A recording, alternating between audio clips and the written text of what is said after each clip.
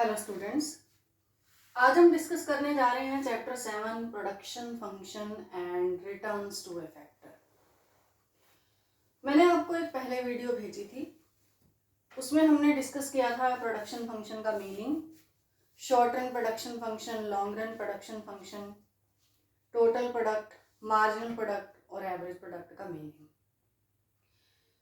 उसी चैप्टर में ही नेक्स्ट टॉपिक हम डिस्कस करने जा रहे हैं, the law of variable proportion. The law of variable proportion, इसको law of diminishing marginal product भी कहते हैं। ये लॉ ऑफ वेरिएबल प्रोपोर्शन है क्या? वेरिएबल मतलब चेंजेबल, प्रोपोर्शन यानी कि रेशो। शॉर्ट पीरियड में जब एक प्रोड्यूसर फिक्स्ड फैक्टर के साथ वेरिएबल फैक्टर की यूनिट्स लगाकर प्रोडक्शन को बढ़ाता है, तो प्रोडक्ट किस तरीके से बिहेव करता है, यानी आउटपुट कैसा आता है, किस रेट पर आता है, पहले बढ़ता है तो किस रेट पर बढ़ता है, बाद में बढ़ता है तो किस रेट पर बढ़ता है, इसी को ही हम स्टडी करेंगे लॉ ऑफ वेरिएबल प्रोपोर्शन के अंदर। मैंने आपको बताया था कि फैक्टर्स ऑफ प्रोडक्शन होते हैं लैंड, लेबर, कैपिटल और एंटरप्रेन्योर। इन सभी को कंबाइन करके ही प्रोड्यूसर जो है कोई भी कमोडिटी या सर्विस जो है वो प्रोड्यूस करता है। अब शॉर्ट पीरियड में अगर बाकी सारे फैक्टर्स फिक्स्ड हैं, फिक्स्ड का मतलब उनमें कोई चेंज नहीं है, और सिर्फ एक ही फैक्टर वेरिएबल यानी वो चेंजेबल है, और प्रोड्यूसर एक ही फैक्टर में चेंज करके प्रोडक्शन को बढ़ा रहा है, तो आउटपुट किस तरीके से बिहेव करेगा, इसको हम स्टडी करेंगे with the help of schedule and diagram. वो करने से पहले इसका हम डेफिनेशन या मीनिंग कर लेते हैं। Law of variable proportion states that as more and more units of variable factor are combined with some fixed factor, initially total product increases at increasing rate. Increasing rate पर बढ़ता है total product. Increasing rate का मतलब है suppose पहले 2 है तो फिर 5 हो जाता है, फिर 9 हो जाता है, इस तरीके से रेट जो है वो इंक्रीजिंग है। अगर टोटल प्रोडक्ट इंक्रीजिंग रेट पर बढ़ता है तो मार्जिनल प्रोडक्ट राइज होता है, बढ़ता है। फिर एक ऐसी स्टेज आती है कि टोटल प्रोडक्ट जो है वो डिमिनिशिंग रेट पर बढ़ता है। डिमिनिशिंग रेट का मतलब सपोज 3 से बढ़ रहा है, उसके बाद ये 2 से बढ़ता है, फिर 1 से बढ़ता है, ये डिमिनिशिंग रेट है। अगर टोटल प्रोडक्ट डिमिनिशिंग रेट से बढ़ता है तो मार्जिनल प्रोडक्ट कम होता है, गिरता है। और जब टोटल प्रोडक्ट मैक्सिमम हो जाता है, जैसे सपोज 30 है तो उसके बाद अगली यूनिट लगाने से 30 रहा, फिर 30 रहा, तो यानी मैक्सिमम है, उसके बाद बढ़ नहीं रहा है, तो मार्जिनल प्रोडक्ट 0 हो जाता है। और उसके बाद क्या होता है कि एक ऐसी स्टेज आती है कि टोटल प्रोडक्ट गिरने लगता है। जब फिक्स फैक्टर के साथ वेरिएबल फैक्टर की और ज्यादा यूनिट्स लगाई जा रही हैं, तो एक ऐसी स्टेज आती है कि टोटल प्रोडक्ट जो है वो गिरने लगता है, तो मार्जिनल प्रोडक्ट जो है वो नेगेटिव हो जाता है। यही लॉ ऑफ वेरिएबल प्रोपोर्शन है। इसे वेरिएबल प्रोपोर्शन क्यों कहते हैं? ये रिटर्न्स टू फैक्टर से रिलेटेड है, शॉर्ट पीरियड से रिलेटेड है।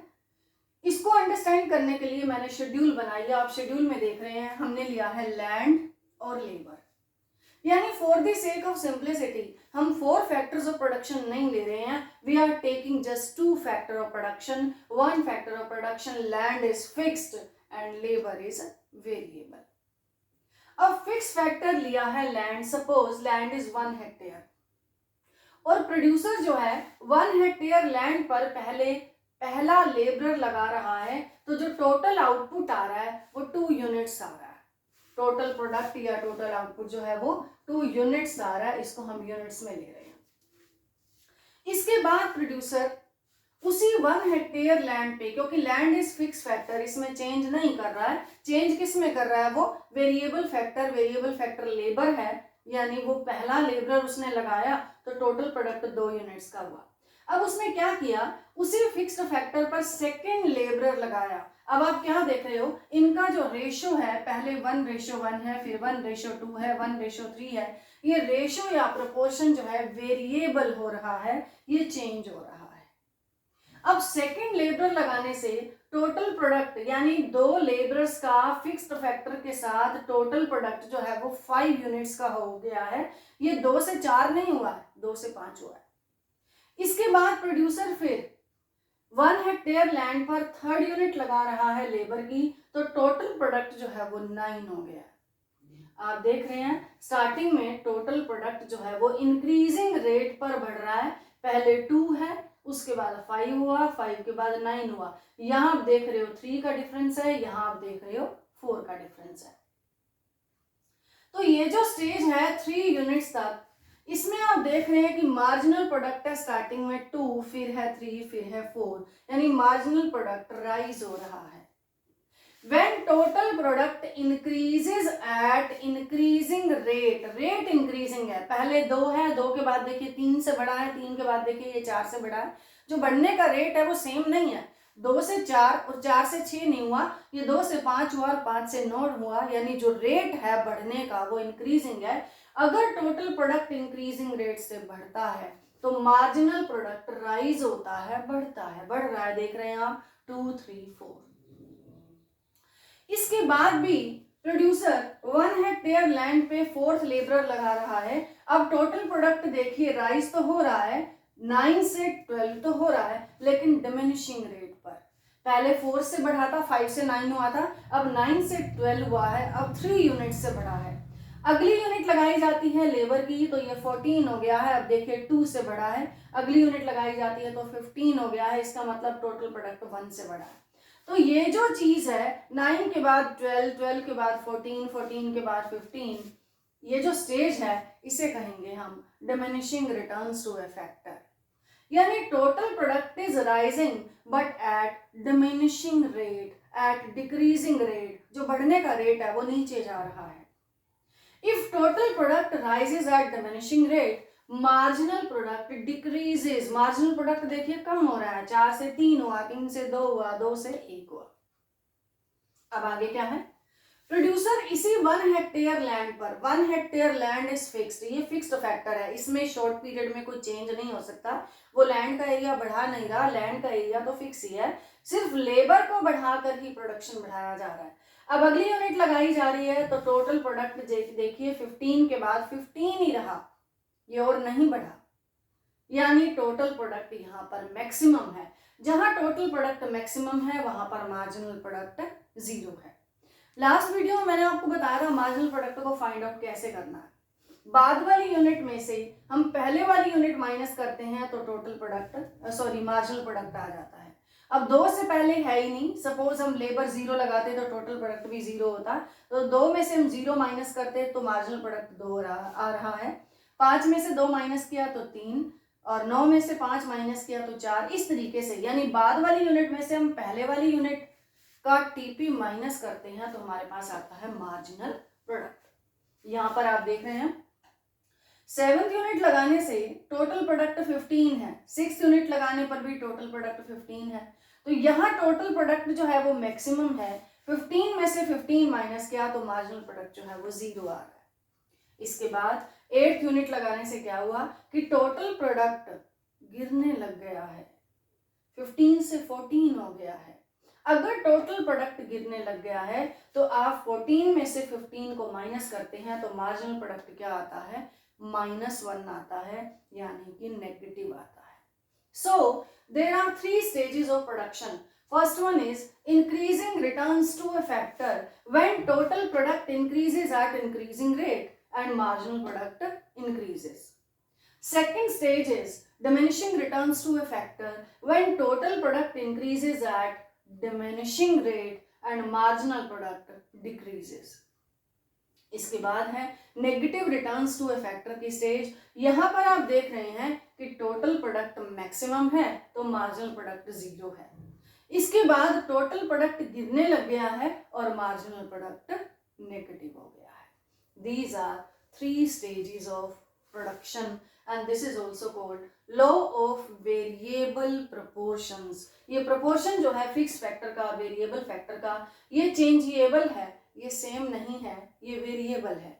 इसी वेरिएबल प्रोपोर्शन के कारण टोटल आउटपुट में और मार्जिनल आउटपुट में, यानी टोटल प्रोडक्ट में और मार्जिनल प्रोडक्ट में जो चेंज आ रहा है, जो हमने पैटर्न ऑब्जर्व किया है, इसी को ही लॉ ऑफ वेरिएबल प्रोपोर्शन कहते हैं। इसी को ही हमने अंडरस्टैंड करना है आगे डायग्राम से। डायग्राम बनाते हैं।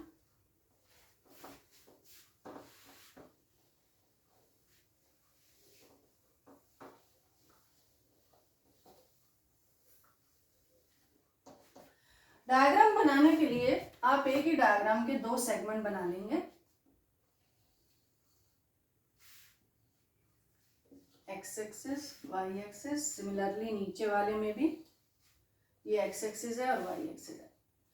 इधर तो आप देंगे units of variable factor. Variable factor कौन सा लिया हमने? लेबर लिया। और ऊपर वाले सेगमेंट में लेंगे आप टीपी यानी कि टोटल प्रोडक्ट। नीचे वाले सेगमेंट में आप लेंगे मार्जिनल प्रोडक्ट।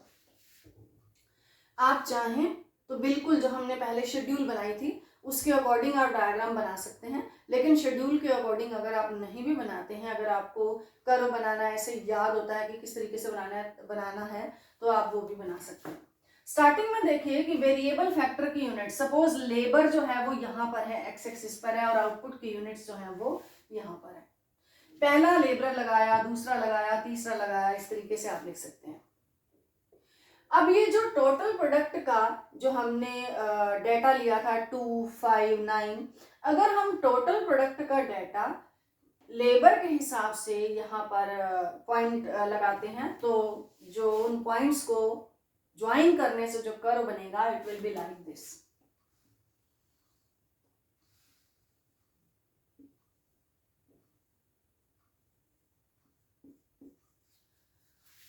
स्टार्टिंग में आप देख रहे हैं कि टोटल प्रोडक्ट ओरिजिन से लेकर जो ये बढ़ रहा है यहां तक, ये तेजी से बढ़ रहा है।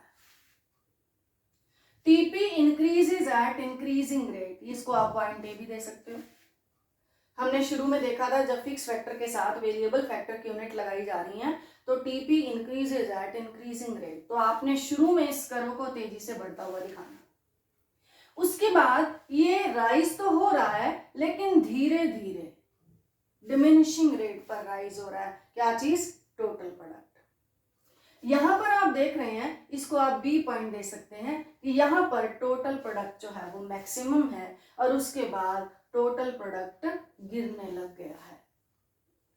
वेरिएबल फैक्टर हमने नीचे लिया है। वेरिएबल फैक्टर का मतलब लेबर, ये लेबर की पहली यूनिट है, दूसरी है, तीसरी है, चौथी है, इस तरीके से आप सिंपली इसको कर्व भी बना सकते हो। जरूरी नहीं है कि आप बिल्कुल टेबल के शेड्यूल के अकॉर्डिंग जो है मेजरमेंट लेंगे। अगर आप लेते भी हैं कि कर्व ऐसा बनता है या नहीं तो आप पॉइंट्स लगा सकते हैं, उनको ज्वाइन करेंगे तो curve will be like this.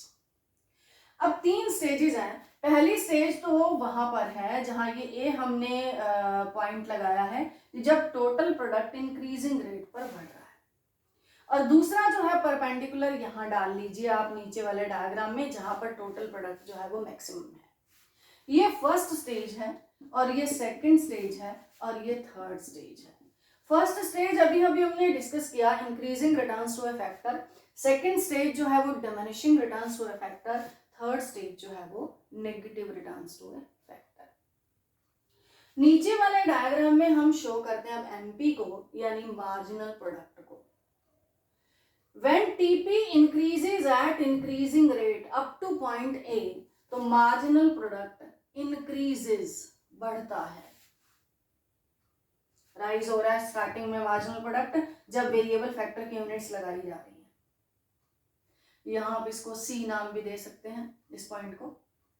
इसके बाद आप देखिए कि TP increases at diminishing rate। अगर टीपी डिमिनिशिंग रेट पर इंक्रीज हो रहा है तो इसका मतलब मार्जिनल प्रोडक्ट गिर रहा है, तो मार्जिनल प्रोडक्ट गिरना शुरू हो जाएगा।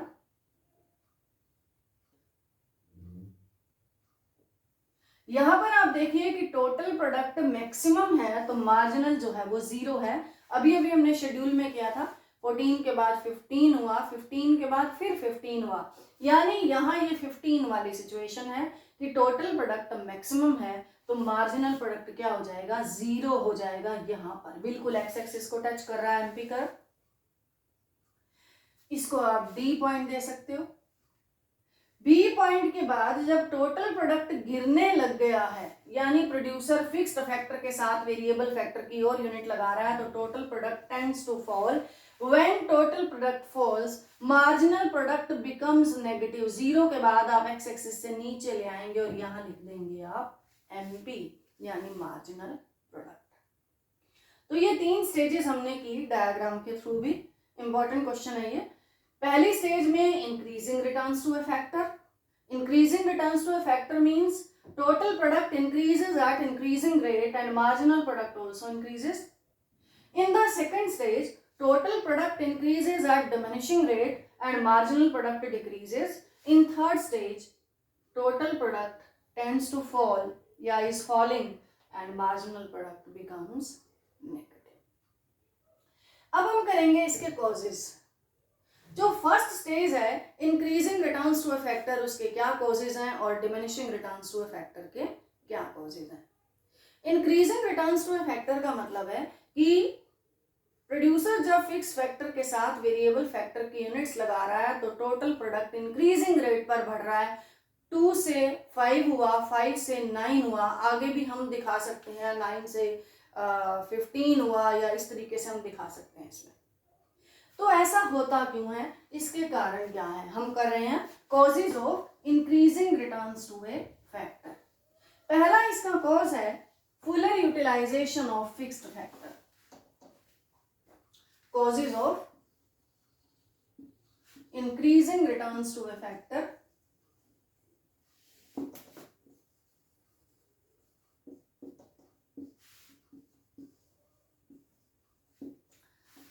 पहला इसका कॉज है fuller utilisation of fixed factor.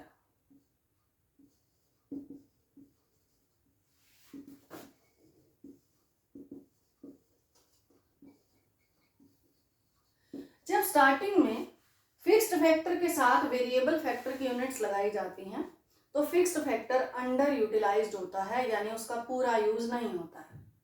Starting में 1 हेक्टेयर लैंड पर 1 लेबर लगाया गया, तो 1 हेक्टेयर लैंड जो है ज्यादा है फिक्स्ड फैक्टर और 1 जो लेबर है वेरिएबल फैक्टर वो कम है, यानी फिक्स फैक्टर का पूरा यूटिलाइजेशन नहीं हुआ है.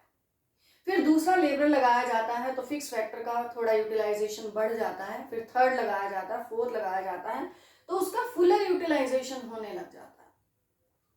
फिक्स्ड फैक्टर का फुलर यूटिलाइजेशन होने के कारण जो रिटर्न्स आते हैं वो इंक्रीजिंग रेट पर आते हैं, यानी टोटल प्रोडक्ट जो है वो इंक्रीजिंग रेट पर बढ़ता है. सेकंड है इसका cause division of labour and increased efficiency.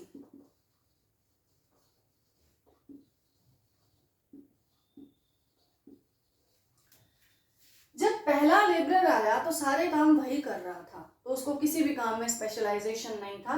लेकिन अब पहले लेबरर के बाद दूसरा आया, तीसरा आया, चौथा आया, तो क्या हुआ, process based division of labour हो गया, यानी उन्होंने अपने अपने काम को बांट लिया. अब उन्होंने अपने अपने काम को बांटा तो एक ही काम अगर हम बार बार करते रहते हैं तो उसमें स्पीड बढ़ती है, स्पेशलाइजेशन होता है, तो कम टाइम में ज्यादा काम हो जाता है. तो डिवीजन ऑफ लेबर के कारण एफिशिएंसी बढ़ी लेबरर्स की, तो जो प्रोडक्शन का बिहेवियर आया वो कैसा आया, इंक्रीजिंग रेट पर आया, यानी टोटल प्रोडक्ट इंक्रीजिंग रेट पर बढ़ा और मार्जिनल प्रोडक्ट भी बढ़ गया. ये दूसरा कारण था डिवीजन ऑफ लेबर. तीसरा है better coordination. Better coordination between factors.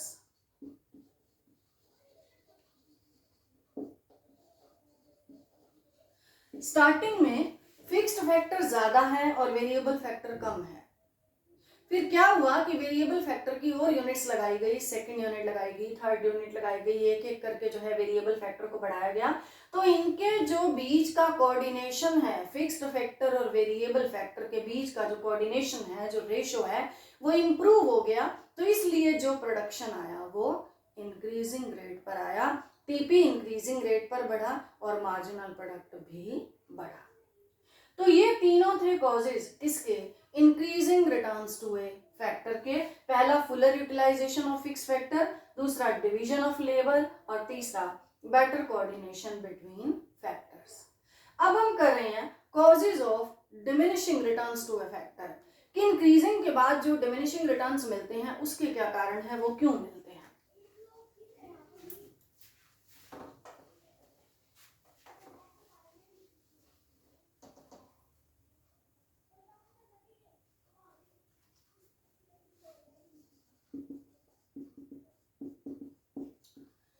क्योंकि जो increasing returns to a factor की स्टेज है वो हमेशा नहीं चलती है, इंक्रीजिंग के बाद डिमिनिशिंग रिटर्न्स भी आते हैं। उसके क्या कारण है? पहला कारण है फिक्सिटी ऑफ द फैक्टर।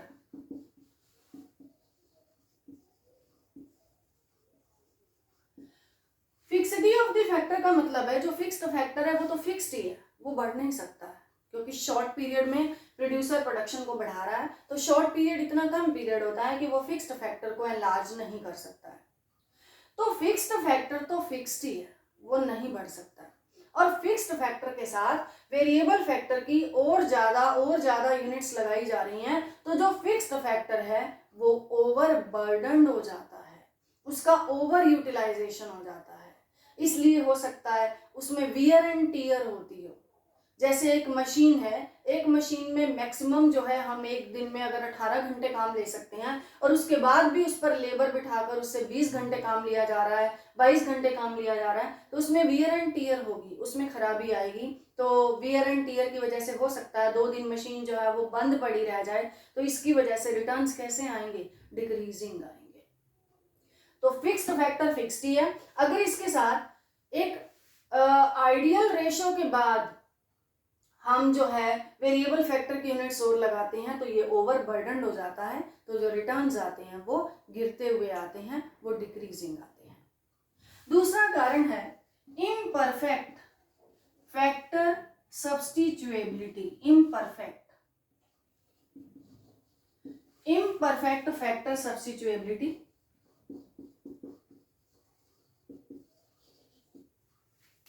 जो ये फैक्टर्स ऑफ प्रोडक्शन है, फिक्स फैक्टर और वेरिएबल फैक्टर, ये एक दूसरे के परफेक्ट सब्स्टिट्यूट नहीं है। यानी एक की जगह हम सिर्फ दूसरे को लगाकर बार बार लगाकर मतलब लिमिटलेसली लगाकर प्रोडक्शन नहीं बढ़ा सकते कि लिमिटेड एरिया हम लैंड का ले लें तो लेबर लगा के हम बहुत ज़्यादा प्रोडक्शन बढ़ाए जाएं, ऐसा नहीं हो सकता। जो लेबर और लैंड है वो एक दूसरे के परफेक्ट सब्स्टिट्यूट नहीं है। एक हद तक तो हम प्रोडक्शन बढ़ा सकते हैं, लेकिन जब उस लैंड का या फिक्स्ड फैक्टर का, मशीनरी का ओवर यूटिलाइजेशन फुलर यूटिलाइजेशन हो जाता है, तो उसके बाद अगर हम वेरिएबल फैक्टर लगाते हैं तो प्रोडक्शन बढ़ेगा नहीं। अगर ऐसा होता तो इंडिया में तो लेबर फोर्स बहुत ज़्यादा है, हम हमारी एग्जिस्टिंग मशीनरी पर या लैंड एरिया पर और ज़्यादा लेबर लगा के प्रोडक्शन बढ़ाते चले जाते, लेकिन ऐसा पॉसिबल नहीं है, क्योंकि ये फैक्टर्स ऑफ प्रोडक्शन जो हैं वो एक दूसरे के परफेक्ट सब्स्टिट्यूट्स नहीं है। यानी एक की जगह दूसरा जो है वो यूज नहीं हो सकता है, इसलिए रिटर्न्स जो है वो डिमिनिशिंग मिलते हैं। तीसरा कारण है डिमिनिशिंग रिटर्न्स का पुअर कोऑर्डिनेशन बिटवीन फैक्टर्स।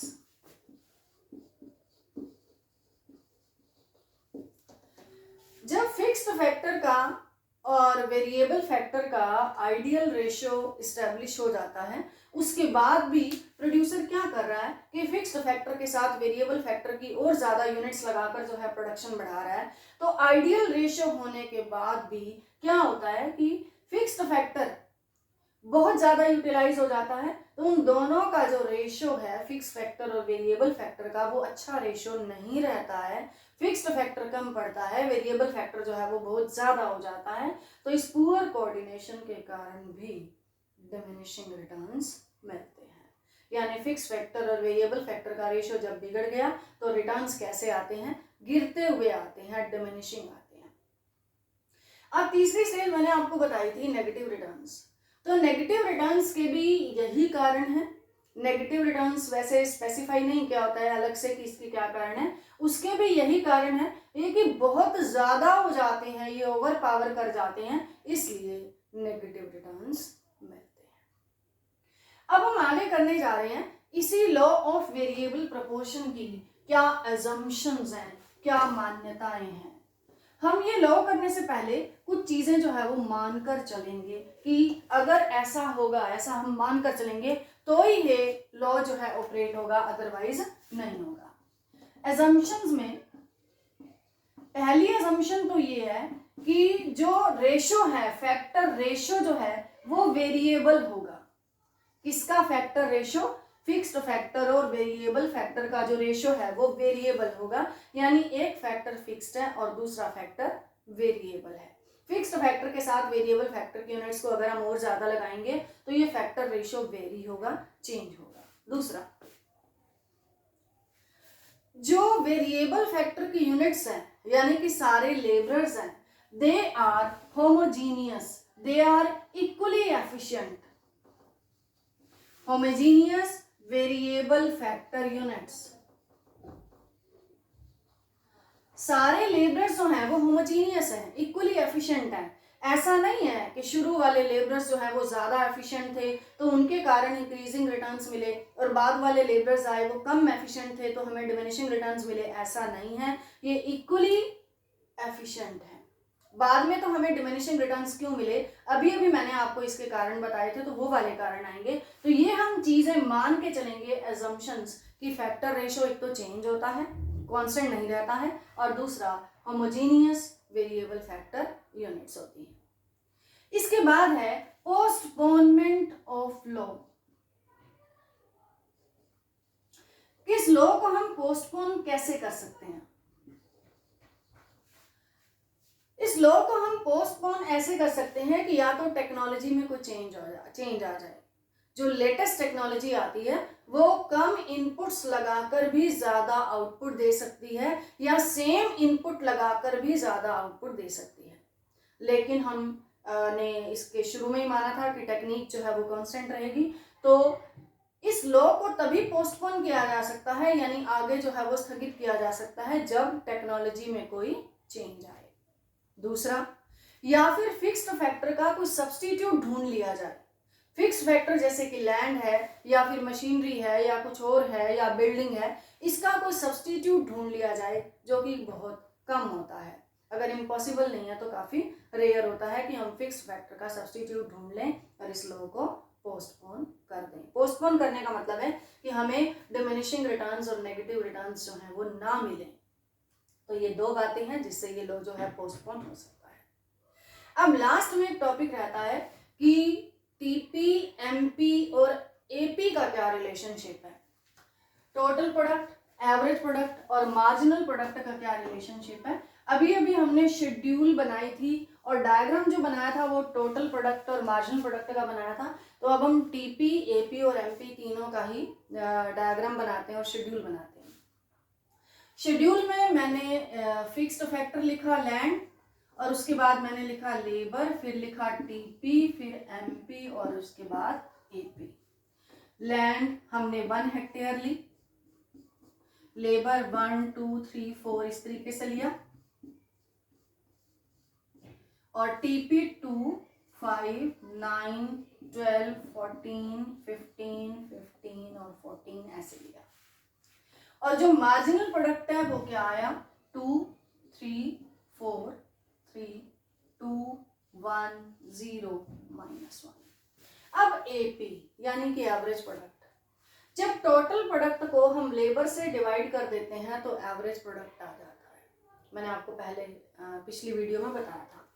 अब टीपी को अगर हम एल यानी यूनिट्स ऑफ वेरिएबल फैक्टर से डिवाइड करेंगे तो एपी आएगा। तो स्टार्टिंग में 2 को 1 से डिवाइड करेंगे तो ये 2 आएगा, 5 को 2 से करेंगे तो 2.5 आएगा, इसके बाद देखिए ये 3 आएगा, फिर दोबारा से 3 आएगा, फिर 14 को अगर हम 5 से करेंगे तो 2.8 आएगा, 15 को अगर हम 6 से करेंगे तो ये 2.5 आएगा, 15 को 7 से करेंगे तो ये 2.1 आएगा, और 14 को हम 8 से करेंगे तो 1.7 आएगा। इस तरीके से एवरेज प्रोडक्ट हम शेड्यूल के थ्रू फाइंड आउट कर सकते हैं। अब शेड्यूल में आप क्या देख रहे हैं कि when MP rises, when MP rises, AP also rises, लेकिन AP के जो बढ़ने का रेट है वो MP से कम है। एमपी बढ़ता है, एपी भी बढ़ता है, लेकिन एपी के रेट जो है वो कम है। फिर एक स्टेज ऐसी आती है कि एमपी और एपी बराबर है। वो स्टेज कौन सी है? जब एपी मैक्सिमम है। देखिए 3 के बाद 3 मैक्सिमम है। जब एपी मैक्सिमम है तो एमपी एपी के बराबर है। उसके बाद आप देखिए कि एमपी गिर रहा है, एपी भी गिर रहा है, लेकिन एपी के गिरने का रेट भी कम है। एमपी 0 हो जाता है, एपी 0 नहीं होता है। एमपी नेगेटिव हो जाता है, एपी नेगेटिव भी नहीं होता है। ये इसका रिलेशनशिप यूजिंग शेड्यूल। अब हम करते हैं डायग्राम के थ्रू, जो डायग्राम मैंने अभी बनाया था टीपी एमपी का। तो साथ में हम एपी को भी और ऐड कर लेते हैं। यहाँ पे आप टीपी और इधर एमपी और एपी दोनों लिख लीजिए, और यूनिट्स ऑफ वेरिएबल फैक्टर आएगा। इधर आपने बनाया टीपी का डायग्राम जैसे पहले बनाया था, जहां पे ये मैक्सिमम है, परपेंडिकुलर पहले ही नीचे आ जाएगा। अब नीचे वाले सेगमेंट में आपको एपी और एमपी दोनों बनाने हैं। पहले आप एपी बना लीजिए, ये पहली स्टेज यहां पर है। पहले आप अगर एपी बनाते हैं, ऐसे एपी बना लीजिए। शेड्यूल के अकॉर्डिंग बनाएंगे तो बिल्कुल इस तरीके से बनेगा। उसके बाद अगर आप एमपी बनाते हैं तो देखिए यहां पर ये वाली जो स्टेज है, यहां तक एमपी बढ़ता है, उसके बाद एमपी गिरने लग जाता है। यहां पर एमपी बढ़ा, उसके बाद एमपी गिरना शुरू हुआ, और जहां पर एपी मैक्सिमम है एमपी उसको काटता है।